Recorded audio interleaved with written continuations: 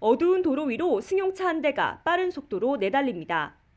차선을 바꾸며 우회전하려던 순간 가드레일을 들이받더니 중앙선까지 넘어갑니다. 하지만 사고 수습도 없이 그대로 목적지를 향해 달려갑니다. 메이저리거 강정호 선수가 서울 삼성역 인근에서 사고를 낸 모습입니다. 사고가 난 뒤 주차장에 세워놓은 차는 앞바퀴가 훤히 드러날 정도로 부서졌습니다.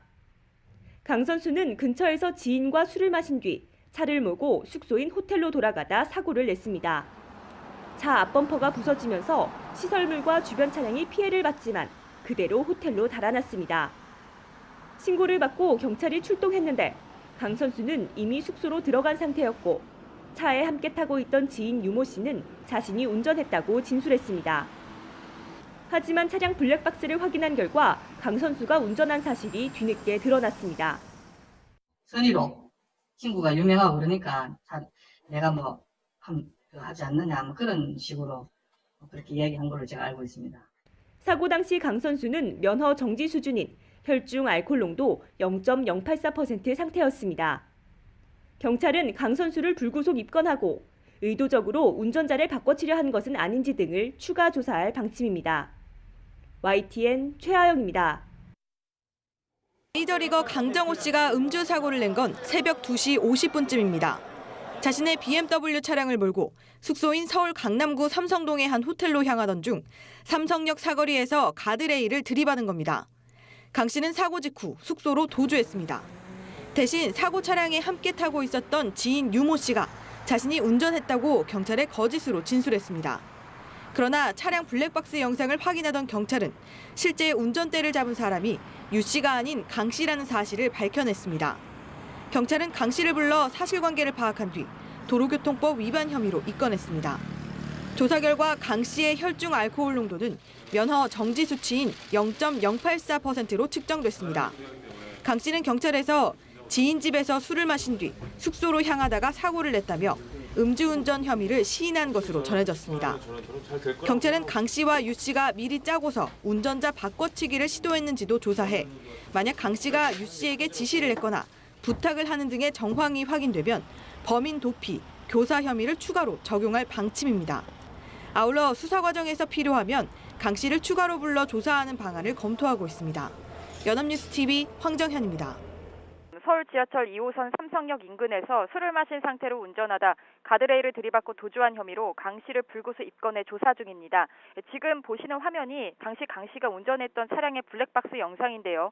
굉장히 빠른 속도로 달리다가 갑자기 가드레일을 들이받습니다. 하지만 강 씨는 운전을 멈추지 않았고 계속 운전해서 인근 호텔로 들어가는 것까지 확인했습니다. 지금 보신 영상 블랙박스 영상으로 계속해서 저희가 보여드리고 있고요. 지금 보시는 사진은 강 씨가 당시 운전했던 차량 사진입니다. 취재 결과 강 씨 소유 차량은 아니고 렌터카 차량으로 확인이 됐습니다. 보시는 것처럼 앞 범퍼가 심하게 찌그러져 있는데요. 당시 충격을 예상할 수 있을 정도입니다.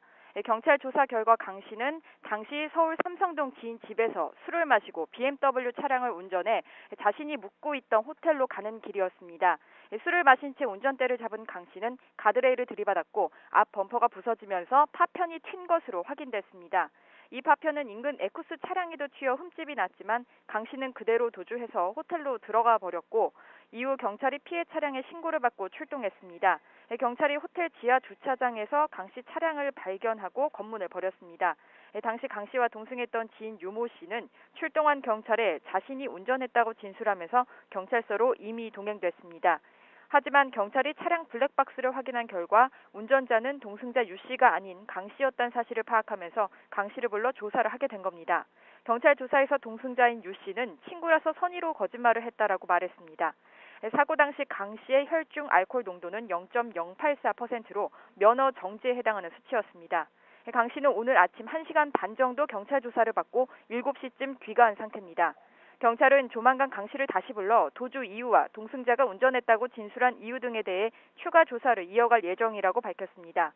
특히 강 씨와 유 씨가 미리 짜고 이른바 운전자 바꿔치기를 시도했는지 여부에 대해 집중 조사할 계획입니다. 지금까지 사회부에서 YTN 이연아입니다. 오늘 아침 서울뿐 아니라 대부분 지역의 아침 기온이 영하권까지 떨어지며 추웠는데요. 현재 서울 기온은 4.5도로 기온이 점차 제자리를 찾아가고 있습니다.